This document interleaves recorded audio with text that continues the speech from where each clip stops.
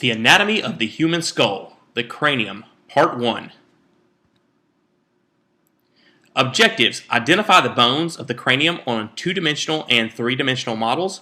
Identify the bone markings of the cranium on two-dimensional and three-dimensional models.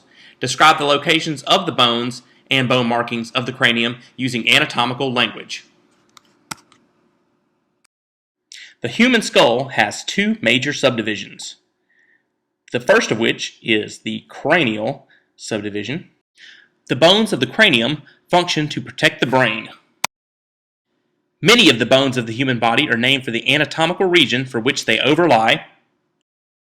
Viewing the skull from this perspective is what we call an anterior view, and here we can see the frontal bone in an anterior view highlighted in orange. Turning the skull to face sideways is what we call a transverse view, and here we can see the frontal bone highlighted here in orange. The posterior or rear boundary of the frontal bone is the coronal suture. The coronal suture also forms the anterior or front boundary of the parietal bones. Here we see the skull cap from a superior view.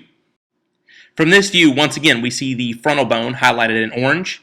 Its physical boundary is what is known as the coronal suture. Here we have removed the cap of the cranium, and we can see down inside of the skull.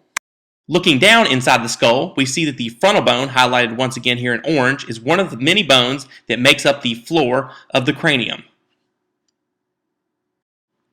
Here in the parietal region, we have the parietal bone, which makes up the upper and rear portion of the cranium. In this superior view of the skull, we see one of the parietal bones highlighted in orange. Just above that highlighted area is the other parietal bone. The parietal bones are divided by the sagittal suture. Dividing the right and left parietal bones is what is known as the sagittal suture. Here we can see it's a squiggly line here going down between the two bones. We have now mentioned both the coronal and sagittal suture. A suture is a fused point in the skull. This was originally unfused and allowed for the growth of the brain during late pregnancy and early infancy. Our next stop on the tour of the skull is the temporal bone. The temporal bone makes up the lateralmost aspect of the skull. We can see the temporal bone highlighted here in purple. The temporal bone joins the parietal bone at the squamous suture, highlighted here in red. This feature of the temporal bone is called the mastoid process. If you feel right behind your ear, the bumps you feel are the mastoid process. Sitting anterior to the mastoid process on the temporal bone are tiny stake-like projections called the styloid process. These are highlighted in pink. Sitting just superior to the styloid process is the external acoustic meatus, highlighted in yellow. Anterior to the external acoustic meatus is the zygomatic arch of the temporal bone.